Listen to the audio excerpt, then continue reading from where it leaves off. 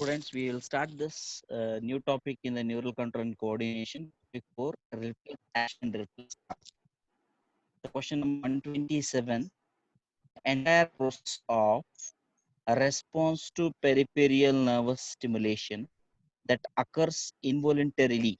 Involuntarily, we know that reflex is not a complete involvement of a central nervous system. The part of a central nervous system, what we're going to see, is without just thought and requires the involvement of part of the central nervous system is called a reflex action. This question itself is a definition of a reflex action. What it is given in NCRT, the entire process of response to peripheral nervous stimulation that occurs involuntarily without conscious effort or thought and requires the involvement of a part of central nervous system is called a reflex action.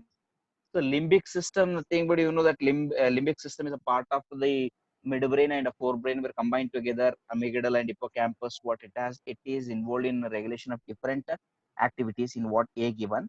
B, nothing but the sensory reception. Sensory reception where the receptor structures existing in body along with the nervous system, what we call as sensory reception. Reflex arc, nothing but the pathway traveled to exhibit this reflex action, what we call it as reflex arc. Question number 127.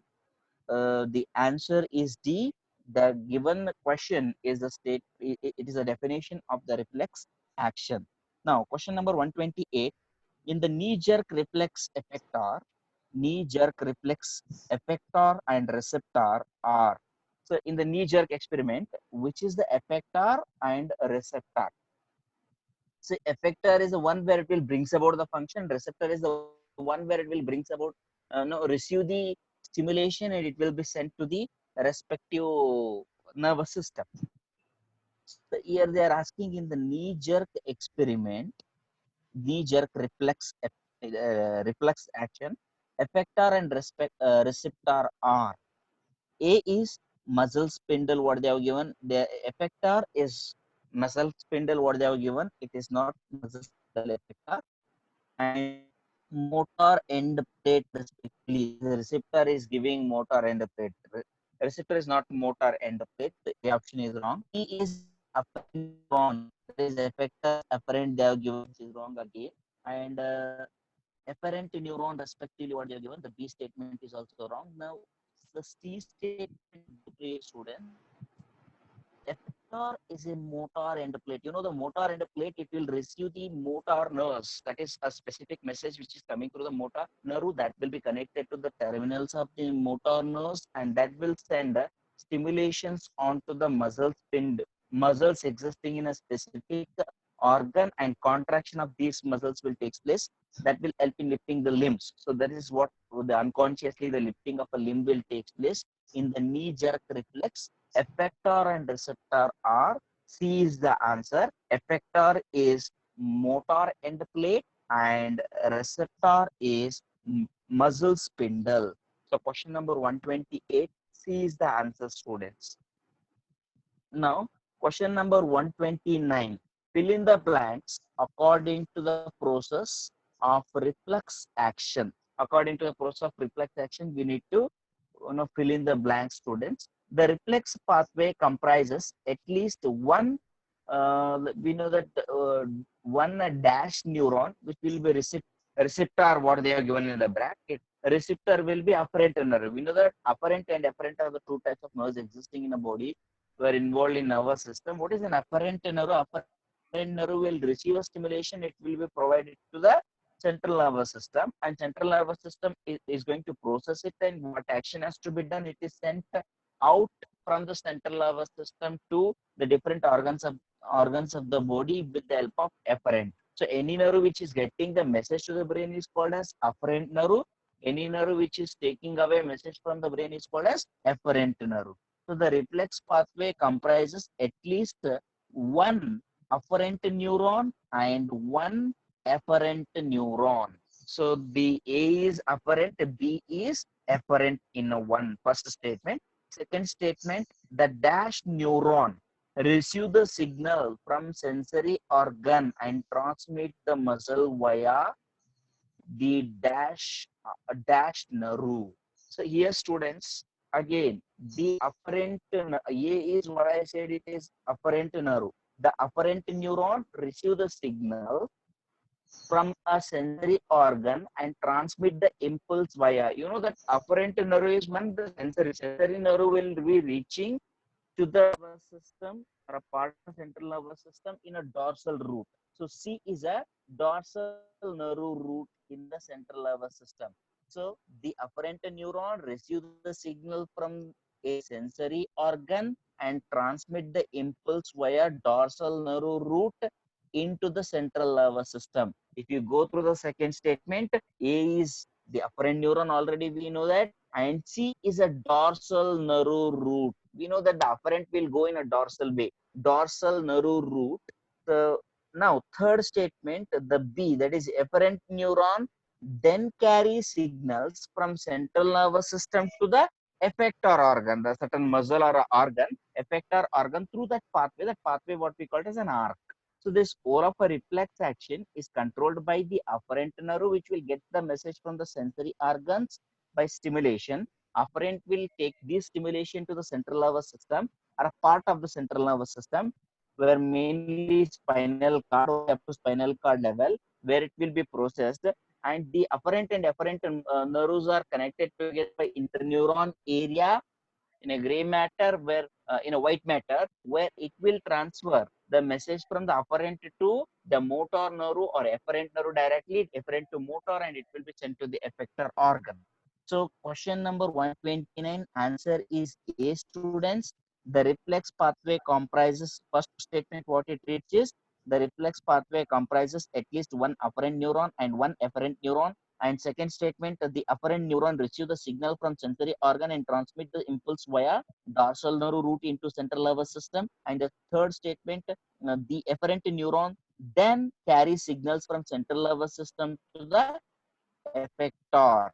Now next, what we call as the D. The D one is the stimulus and the response, thus form a reflex arc. Fourth one is the stimulus and response, thus form a reflex arc. The D is arc. So answer here for the question number 129 is A, students. Now question number 130. So 130, what they have given is, they have given a label, labeling the parts. Recognize the figure and find out the correct matching you need to identify. So what are those, the labelings? If you go through this is an NCERT diagram again, students. So in a spinal cord part, where they are given the section of a spinal cord, their labelings we need to identify. First of all, what they have given A is, you know, the brain and spinal cord is vice versa, in opposite way in the arrangement of gray and a white tissue, white neural tissue.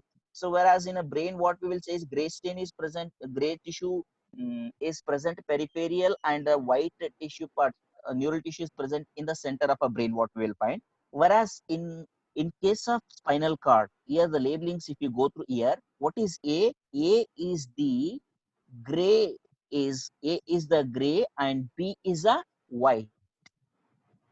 And what about the C? C is the interneuron, that is interneuron structures, that is two sensory as well as motor neuron connecting at a point, what we call as interneuron area. And D is a motor neuron. So A is the gray matter, B is a white matter, C is interneuron area, and D is the motor neuron. So question number 130. So what is the answer here? The answer is gray matter. A is white matter, B is gray matter, D is a motor neuron, and C is interneuron area. So answer for the question number 130 is B. Now question number 131. Hypoglossal nerve controls the movement of. We know that we have studied in the last class. Hypoglossal nerve is one of the cranial nerve where it is controlling the cranial nerve. There are 12 pairs of cranial nerves. This hypoglossal cranial nerve is a characteristic features of a mammals, where we're going to see in mammals. So hypoglossal nerve controls the movement of tongue. The movement of the tongue is controlled by the hypoglossal nerve. The vagus nerve is controlling about the heart, and trochlear nerve what we will see in a ear. Then optic nerve is going to control the senses in eye. So hypoglossal nerve controls the movement of tongue, students. So question number 131, answer is A. Hypoglossal nerve controls movement of tongue. Question number 132. Question number 132 is a reflex arc made of two neurons is. So in between the reflex arc, if you find in a spinal cord where a sensory neuron and a motor neuron where it is combining together with a gap, that synapses will be present. The one synapses is existing in the reflex arc. So that's what we call reflex arc is made up of two neurons, and it has only one gap between two neurons. So that is what we call it as monosynaptic. Question number 132, reflex arc made of two neuron and one synapse. You know what is synapse? Nothing but the gap present between the two neurons, what we call it as junction, neural junction. If it is present between the nerve and muscle, we call it neuromuscular junction. Here in between two nerves, a gap which is present, it is called as a synapse. So that in between two nerves, only one synapse can exist. So that is why we call reflex arc made of two neurons is monosynaptic neuron. Asynaptic we will not find. Asynaptic is a rare word we will find. Disynaptic, polysynaptic is existing. But in the reflex arc, two neurons, in between two neurons, one synaptic synapse is present. That's why question number 132 answer is B, monosynaptic, students. Now question number 133, temporal lobe does not contain.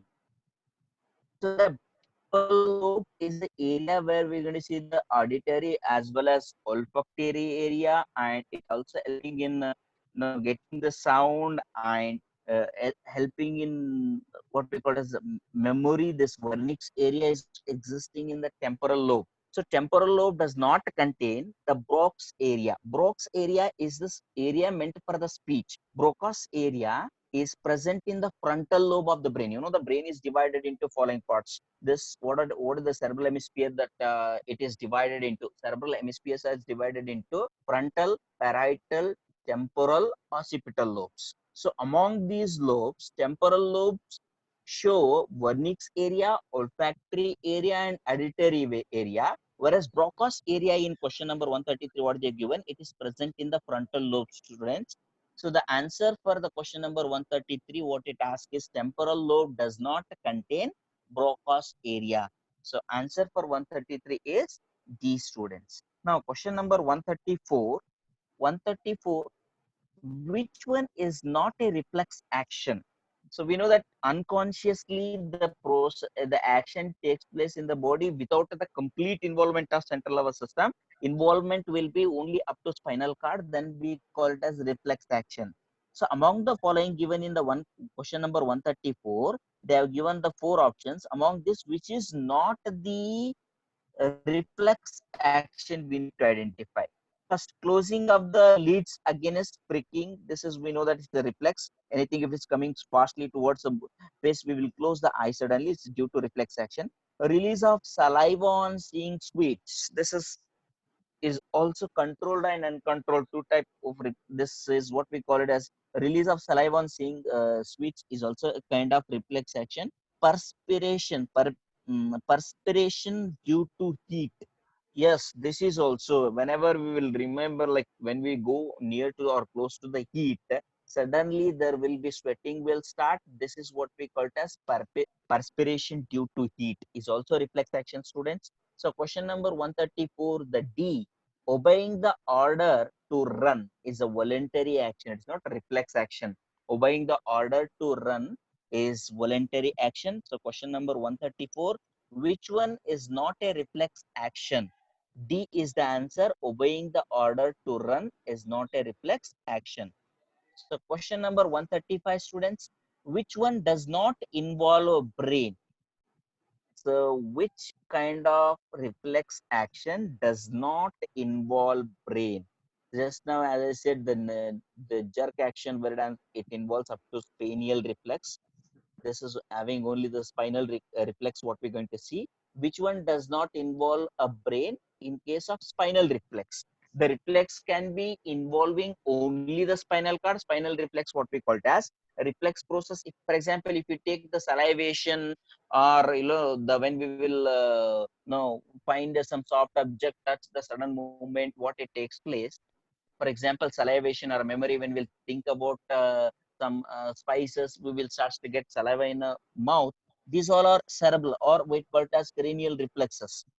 So which one does not involve brain? The spinal reflex. If the reflex action it involves only spinal cord, then we call it as spinal reflex, students. So question number 135, answer is A, spinal reflex.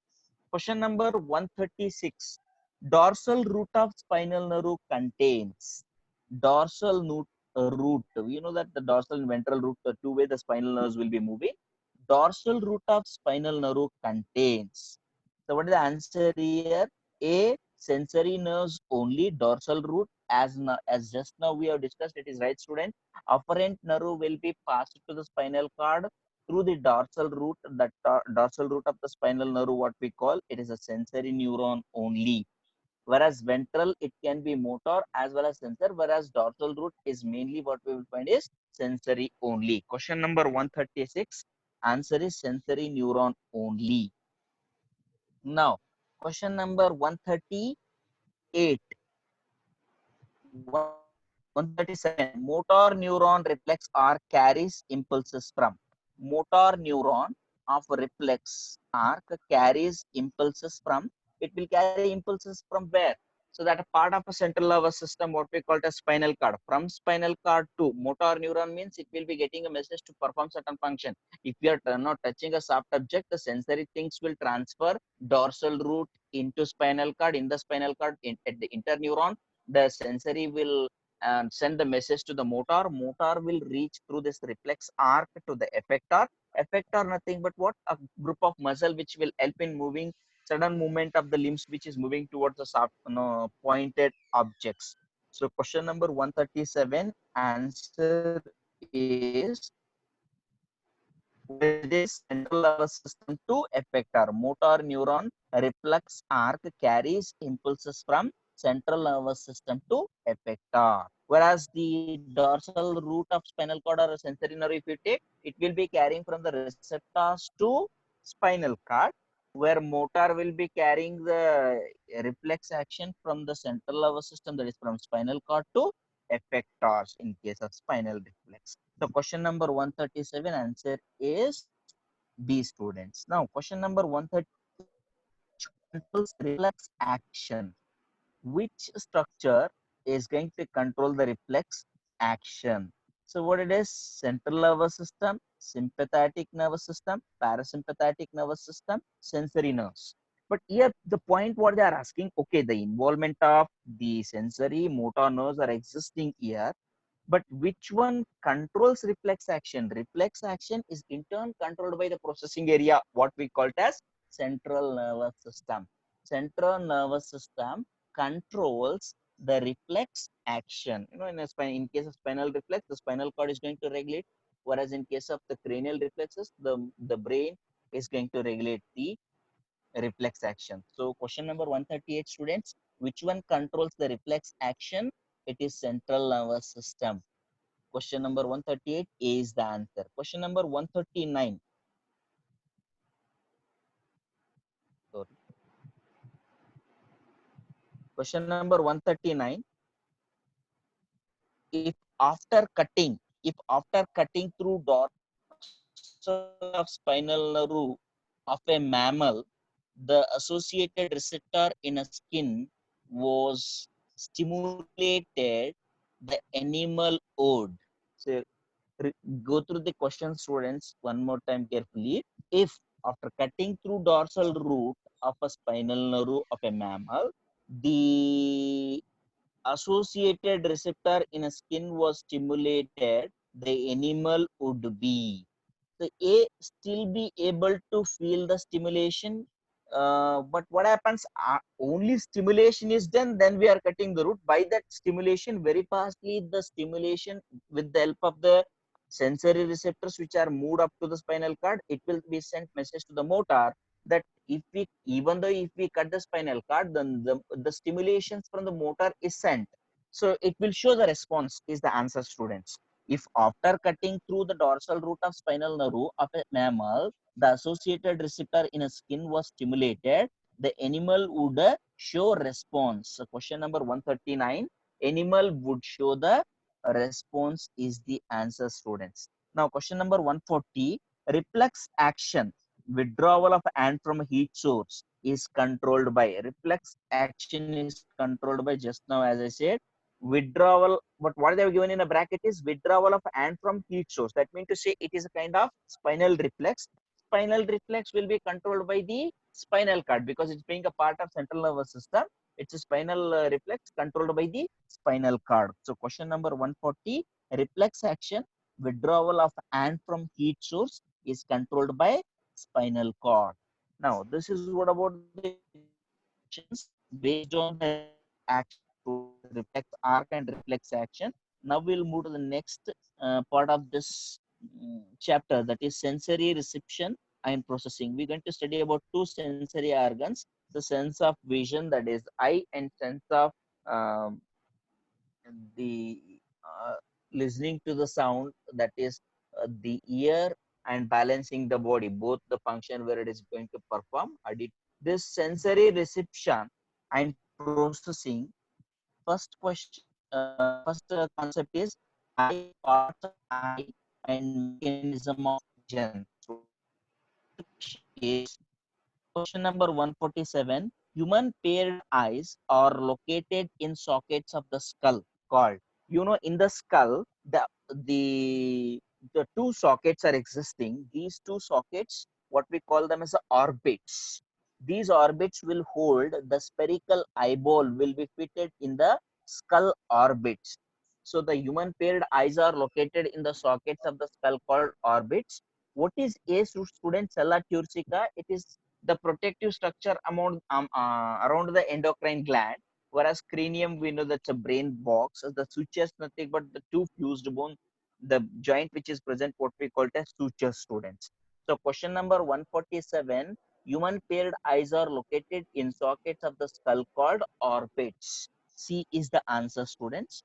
Now question number 148, the adult human eyeball is nearly a, so we know that the eyeball, it is almost spherical in shape. Eyeball, if what it is visible in from outside of the eye is only one portion, one half of the circle. So it is almost spherical. All of our eyeball, if you take where it is made up of different kind of tissues, all of this eyeball is spherical in structure. So question number 148, A is the answer, students. Now question number 149, wall of the eyeball. So what is the wall of the eyeball is composed of, as I said, that three tissues what we're going to see. Three tissue layers are there. What are those? The external most one where it is completely present throughout the eyeball. The external, you can see in the question number 159, the same diagram is existing, student. So here, question number 149, the outermost layer of the eyeball, what we call it as sclera, which is completely present. This is the only eye layer where it is present throughout the eye, where it is anteriorly forming as a cornea, right? So this is completely present. The second one, what we call it as choroid, this is also incomplete. And third one is called as a retina, where more we're going to see towards the posteriorly they are more, and as it comes to anteriorly they get disappears. So there are three layers. The wall of the eyeball is composed of three layers. Three tissues are existing. What are those? From outside, if you take sclera, choroid, and retina. So question number 149, answer is D. D is correct, students. So that the eyeball is composed of three layers, that is sclera from outside, choroid in the middle, retina on the inner side of the eyeball. Now question number 150, external layer of the eyeball is sclera, which is made of, external layer of the eyeball is a sclera, which is made up of, what I said, already, this is not loose connective tissue. External layer of the sclera is a dense connective tissue. It is made up of dense connective tissue. So this is right, students. Question number 150. The sclera is made up of dense connective tissue. Question number 151. The anterior portion of the sclera is called, as I said already, the anterior portion of the sclera is called as cornea. The sclera is the only layer or only tissue of the eyeball where it is throughout the eyeball it is present. It the 360, that spherical hole of eyeball is existing.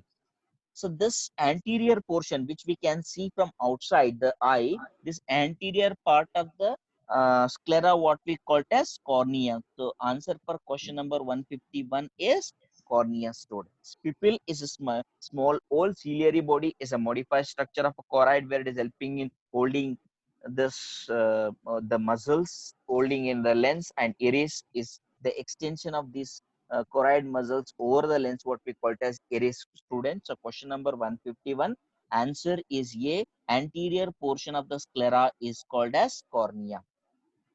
Question number 152. Which of the following layer of the eyeball contains many blood vessels? That is vascular. So we know about this. Which is the vascular among the three? Choroid is the vascular. So which of the following eyeball contains many blood vessel and looks bluish in color? So one of the vascular layer of the eyeball is choroid, students, as due to the presence of these iris, the modified structures which are existing, which gives the bluish color in the eye. So this answer for the question number 152, keep in mind, choroid is the vascular layer of the eyeball we studied about. Sclera is a non-vascular, whereas choroid is a vascular, whereas retina is sensory in nature. So question number 152, choroid is the answer.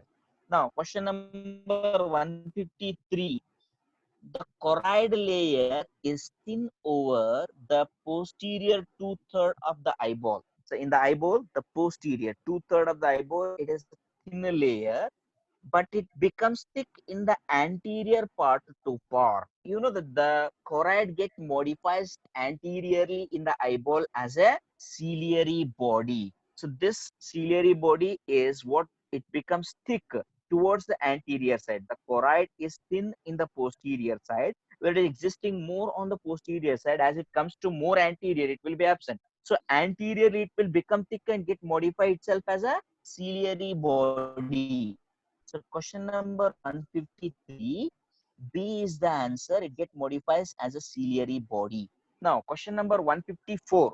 154 is the ciliary body itself. Ciliary body itself continues forward to form a pigmented and opaque structure called. We know that the end of the ciliary body get, so it is helping in holding the lens at a portion, and these ciliary body ends get modified themselves as forming a pigmented structure which is responsible for the color of the eye.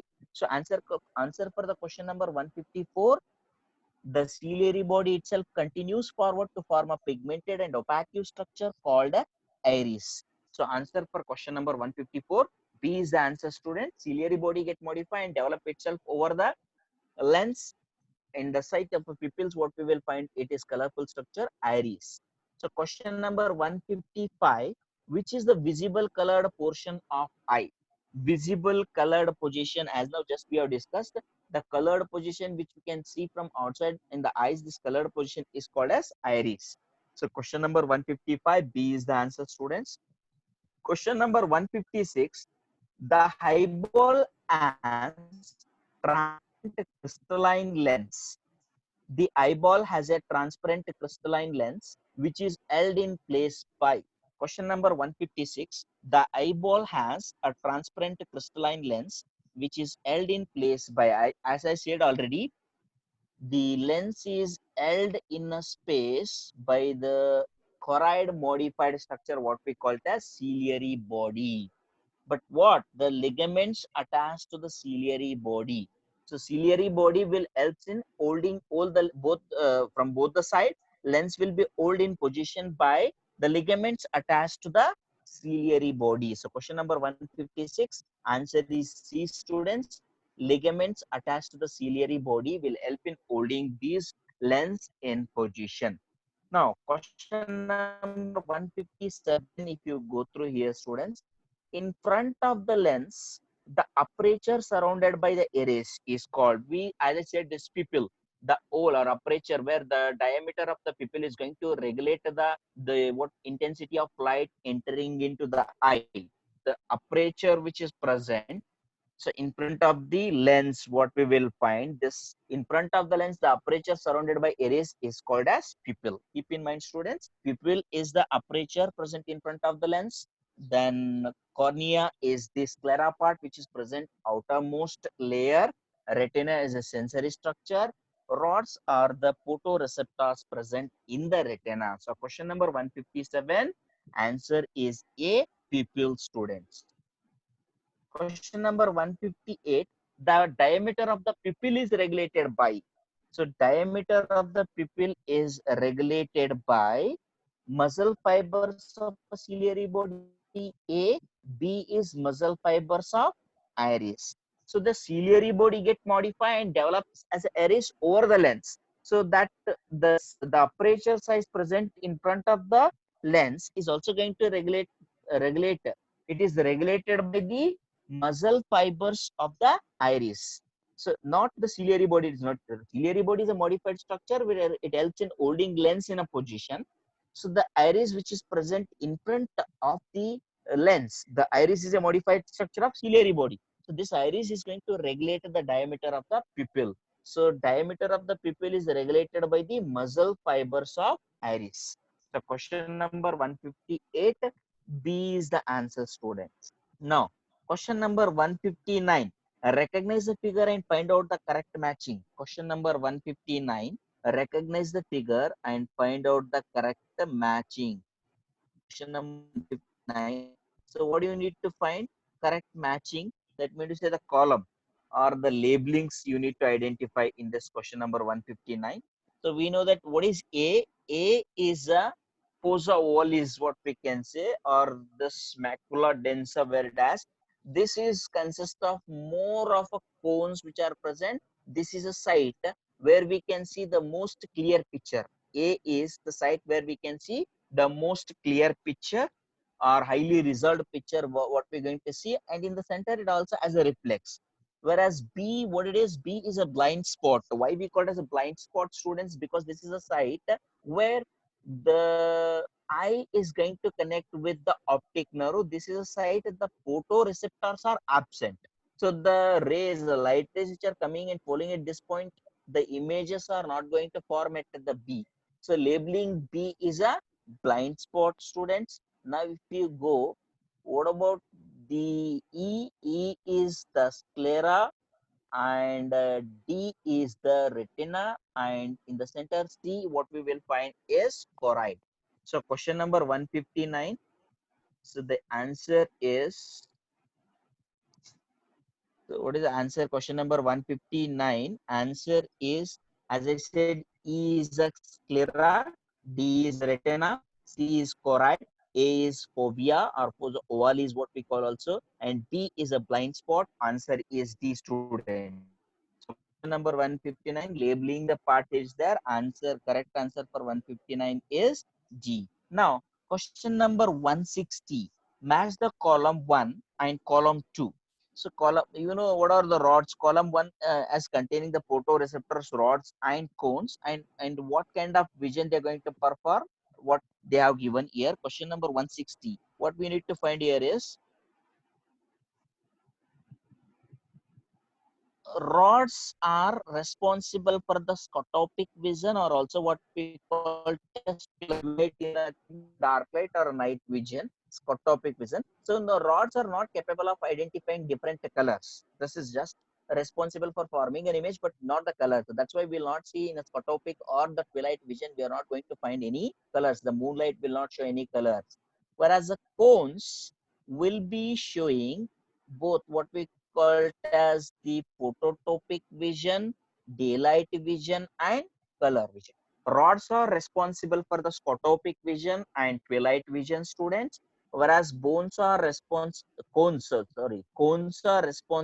for the phototopic, daylight, and color vision. So A is 193, B is 2, 4, and 5. So answer for the question number 160 is D, students. Now question number 161. When the the blue and red and green cones are stimulated equally. Question number 161. When the blue, red, and green cones are stimulated equally, it will produce a sensation of.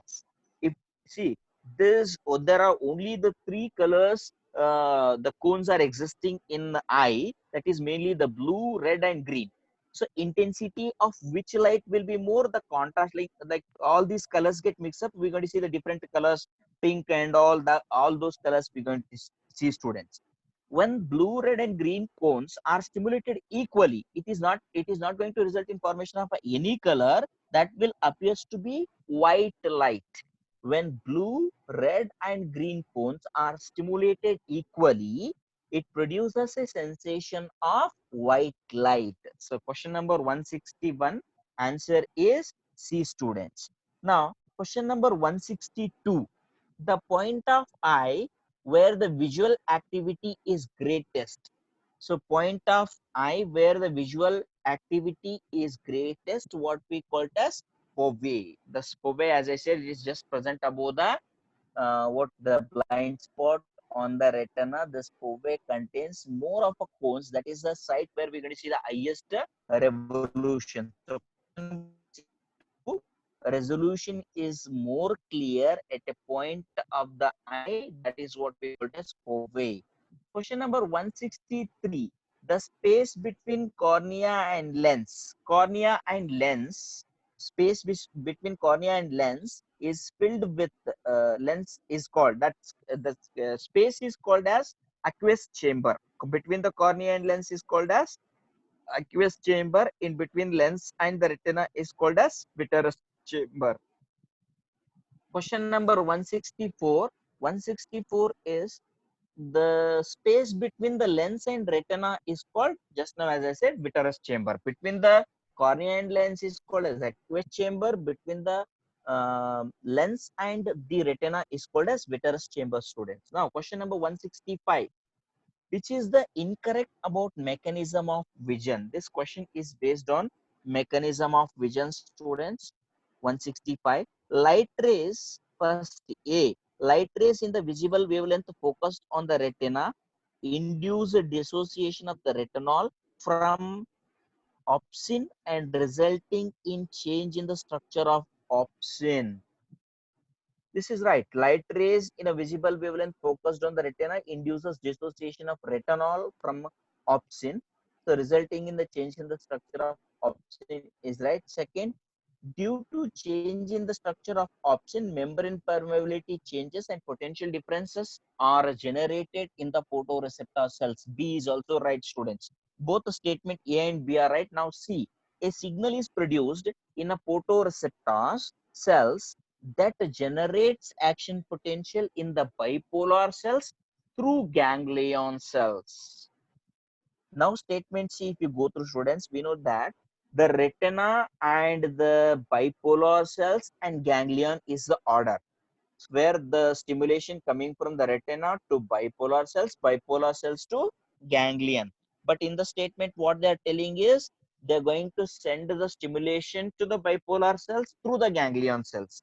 So this is wrong, students. A signal produced in the photoreceptor cells that generate action potential in ganglion through bipolar neurons, because these ganglions are connected to optic nerve.